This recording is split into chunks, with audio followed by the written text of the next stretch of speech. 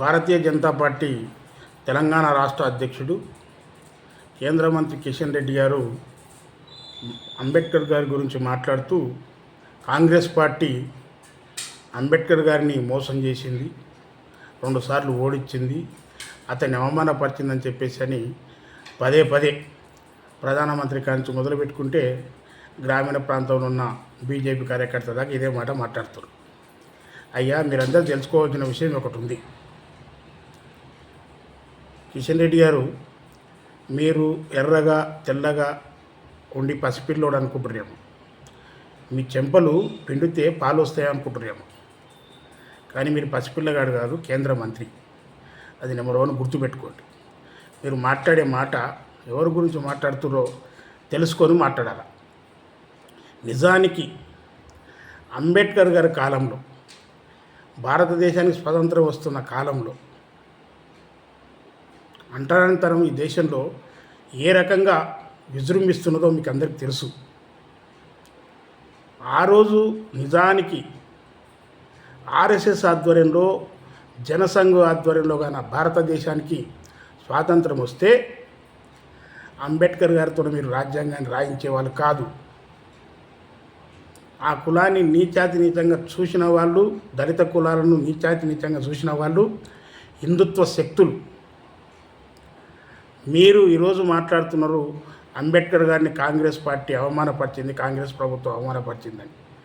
నిజానికి చెప్తున్నా, దళితులకు, అంబేద్కర్కు, పీడిత తాడిత వర్గాలకు న్యాయం చేసింది కాంగ్రెస్ ప్రభుత్వం అని బల్లగుద్ది చెప్తున్నాం మేము. ఎందుకొరకంటే ఆ రోజు కాంగ్రెస్ పార్టీ ఆధ్వర్యంలోన భారతదేశానికి స్వాతంత్రం వచ్చింది కనుకనే భారత రాజ్యాంగాన్ని రాసే అవకాశాన్ని అంబేద్కర్ గారికి ఇచ్చిందే కాంగ్రెస్ ప్రభుత్వం, ఆ రోజున్న కాంగ్రెస్ పార్టీ.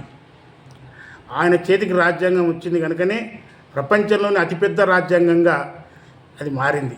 ఆ రోజు ఈ రాజ్యాంగాన్ని అమలు చేస్తున్నప్పుడు, రాజ్యాంగాన్ని ఆమోదిస్తున్నప్పుడు మీ ఆర్ఎస్ఎస్ జనసంఘ వాళ్ళు ఏం మాట్లాడినరు ఒకసారి చరిత్ర తిరిగేసుకోండి. ఈ రాజ్యాంగం మాది కాదు, మన ధర్మంతో కూడిన రాజ్యాంగం కాదు ఇది. మేము రాబోయే కాలంలో ఏ రోజన్నా అధికారంలోకి వస్తే ఖచ్చితంగా రాజ్యాంగాన్ని మారుస్తాం, మన ధర్మశాస్త్రాన్ని మళ్ళీ ముందుకు తీసుకొచ్చుకుంటామని చెప్పేసి అని మాట్లాడింది మీ ఆర్ఎస్ఎస్ కాదా, జనసంఘ కాదా? మర్చిపోయినరా? గురిగిందా? పైన ఎరుపునే చూస్తుందంట, కింద ఉన్న నలుపుని చూడదంట. బీజేపీలో చేష్టలు ఆ రకంగా ఉన్నాయి. ఇంకొకటి ముఖ్యమైన విషయం చెప్తున్నా, అతన్ని ఓడించరు అని చెప్తున్నారు. అతన్ని ఓడియలే.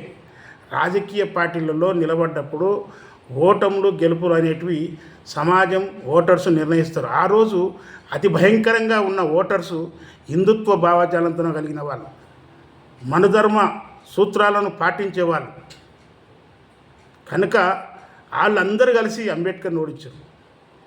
ఎందుకొరకు? ఆయన చేసిన పోరాటాలను చూసి భయపడ్డారు. అతడు పార్లమెంట్లో, ఆ రోజున్న పార్లమెంట్లో హిందూ కోడ్ బిల్లును ప్రవేశపెట్టినప్పుడు కామన్ సివిల్ కోడ్ను రావాలని చెప్పేసి అని ఆయన వాదించినప్పుడు ఆ సివిల్ కోడ్ను వ్యతిరేకించింది కాంగ్రెస్ ప్రభుత్వం కాదు, ఆ రోజున్న మనధర్మ వాదులు దాన్ని వ్యతిరేకించిండ్రు. కనుకనే ఆయన రాజీనామా చేసిండు. కాంగ్రెస్ ప్రభుత్వం కాదు అతన్ని ఓడించింది, మనధర్మవాదులు ఓడించారు అతన్ని. ఈ సత్యాన్ని తెలుసుకోండి భారతీయ జనతా పార్టీ నాయకులారా.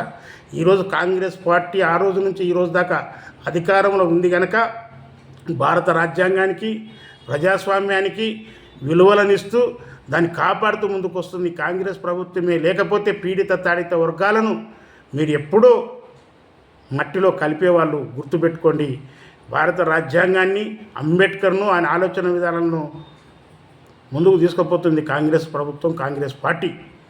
మీ భారతీయ జనతా పార్టీ నాయకుడు అమిత్ షా మొన్న ఏం మాట్లాడిండు? అంబేద్కర్ను ఒక సామాన్య మానవుడిగా చూస్తూ అంబేద్కర్ అని ఒక ఫ్యాషన్ అయిపోయింది. అదే ఆయన పేరు చెప్పించే కన్నా ఒక భగవంతుడి పేరు చెప్పిస్తే 7 జన్మలకు పుణ్యం దక్కేదని చెప్పేసి అని మాట్లాడిండ్రు.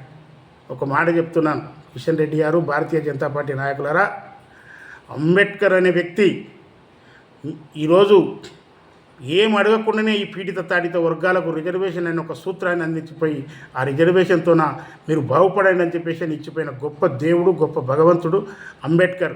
ఆయన రచించిన రాజ్యాంగం ఇప్పటికి 75 సంవత్సరాలు పూర్తి చేసుకుంది కనుక మేము భారత్ సంవిధాన్ సంరక్షక్ అనే పేరుతోన రాహుల్ గాంధీ గారు పిలిపించారో దాన్ని ఖచ్చితంగా మేము ముందుకు తీసుకొని పోతాం.